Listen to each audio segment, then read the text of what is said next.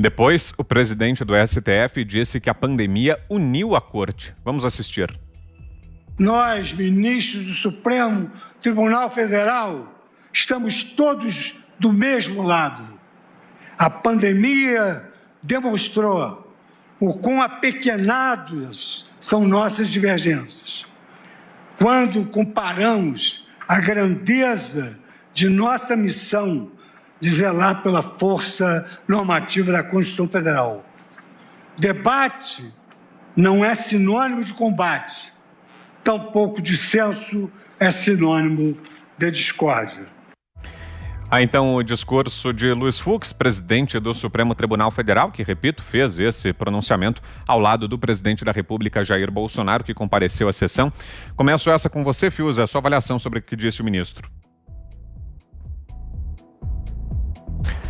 O ministro está apostando na retórica, né? Assim, é um ministro que fez uma apresentação de linhas de gestão como presidente do STF, chamando a atenção para o mau protagonismo da corte, né? Dizendo que era importante evitar, digamos, a política interferindo, né, ali na postura, na conduta da corte.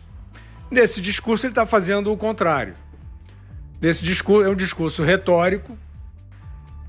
Em algum momento pode parecer estar acenando ali para uma estabilidade, mas o presidente Fux sabe, né, e todo mundo que está assistindo esse programa sabe, que as palavrinhas mágicas ali, negacionismo, por exemplo, querem dizer uma fantasia de que há, por parte da sociedade brasileira, uma corrente que não se preocupa com a vida dos outros, que não quer ciência, que quer jogar, né, o próximo na vala dos riscos da pandemia. Isso é uma construção retórica e absurda. E principalmente absurda. Você, olha, faça uma pesquisa. Veja se hoje, quase um ano de pandemia, veja se existem brasileiros que neguem o risco. Veja se existem brasileiros que estejam querendo brincar de anticientíficos. Eu não vejo isso em lugar nenhum. Agora, essa ideia do negacionismo, que evidentemente está colada por essa estratégia no governo federal, o jogo é esse. É colar no governo federal essa suposta conduta, né, de omissão em relação ao enfrentamento. Isso é uma retórica. E dentro desta ideia de que há pessoas que disseminam discurso de ódio, né? Olha, Vitor, se eu tivesse assim relevância, estatura para dar uma sugestão, eu diria, olha, fujam da retórica, autoridades. Vocês querem dizer alguma coisa? Chamem as coisas pelos seus nomes. A quem vocês querem se dirigir?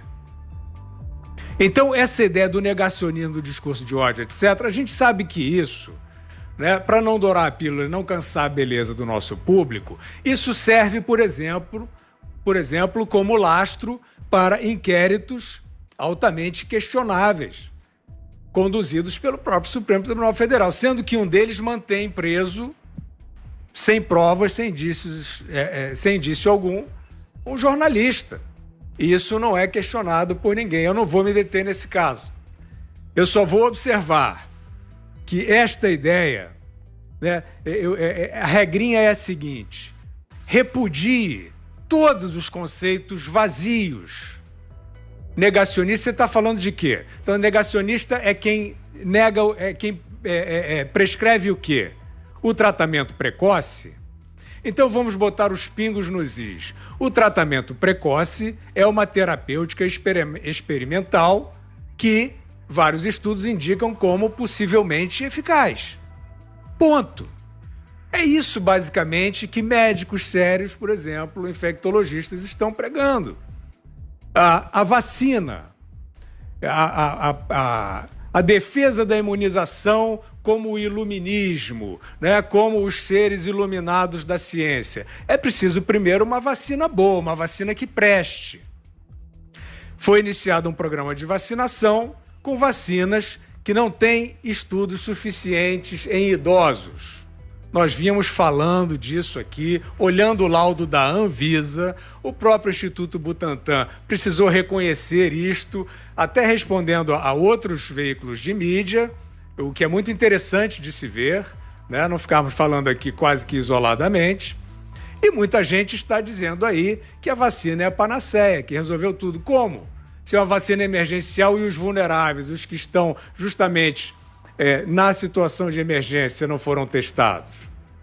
Então eu quero dizer o seguinte, Vitor, essa retórica, negacionismo, discurso de ódio, etc., todo mundo já viu o gato escondido com o rabo de fora, todo mundo já entendeu para que serve, e serve para fazer política. Então quem quer fazer exercício de autoridade, saia de trás da retórica, né? Não é só tirar a máscara, não, tire a máscara da retórica também, e fale, diga a quem está se referindo, né? Fale sobre os valores que quer defender e saia do discurso vazio. Você, Zé? A política não tem gratidão, mas aqui eu quero... Você disse muito bem, é preciso chamar as coisas pelos nomes, as coisas têm nomes, né? Esse tipo de discurso, espalhando ali pela esplanada dos ministérios e Praça dos Três Poderes, acusações, isso não constrói nada. Eu fiquei com a impressão de que o Supremo Tribunal Federal se arrependeu da decisão de mandar para os estados e municípios todas as soluções para enfrentar a pandemia. Com isso, tirou a possibilidade de uma liderança nacional forte aqui no Ministério da Saúde para implementar um só regime em todo o país, no sentido de ofertar mais vagas nos hospitais e orientações. E aí cada estado e cada município colocava a sua posição, né, individual, porque não se pode tratar um Brasil, né, do tamanho que é o Brasil com as diferenças da mesma forma. Eu ouvi aqui no Congresso Nacional um debate sobre meio ambiente dizendo que não se pode tratar da mesma forma alguém que lá na região de floresta mata uma onça, talvez para se defender, ou mesmo no sentido de achar que essa onça pode ser uma ameaça no futuro, tratar da mesma forma para quem em São Paulo, na cidade de São Paulo, mataram uma onça. Ou seja, quem derruba uma árvore em São Paulo não pode ser tratado da mesma forma quem derruba uma árvore numa fazenda. E é verdade. As regiões têm sim as suas, vamos dizer, as suas características especiais próprias, mas uma liderança mundial que eu cobro sempre, não foi exercida pela OMS, e o Supremo aqui impediu que o presidente da República exercesse essa liderança no combate à pandemia.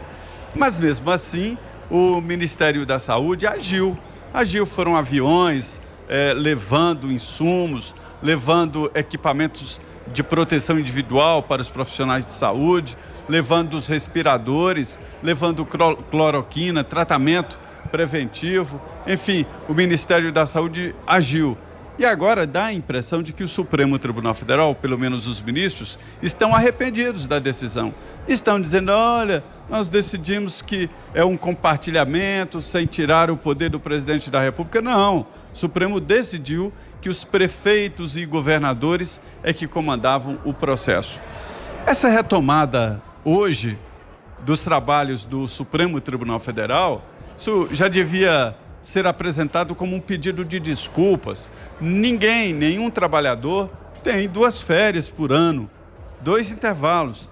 E o terceiro é as férias legais, que geralmente os integrantes do Judiciário vendem. Então tem os 2 do Judiciário aqui dos Tribunais Superiores. Tem os 2 intervalos e mais as férias. Quer dizer, isso está errado. E o discurso do ministro do Supremo Tribunal Federal devia ser no sentido de, olha, nós estamos recebendo com aumento alguns reajustes para o Judiciário em plena pandemia, quando o Brasil está em dificuldade. Então nós vamos liderar uma proposta para ser votada no Congresso Nacional para acabar com essa injustiça e acabar com esses aumentos salariais sem justificativa, até em época de pandemia, quando o orçamento público está restrito e em dificuldade. Então, esse é que deveria ser o discurso da reabertura dos trabalhos do Supremo Tribunal Federal. No mais, olha, o Supremo tem muito que fazer nesse ano. Eu repito, 2021 é um ano importantíssimo para as futuras decisões nacionais.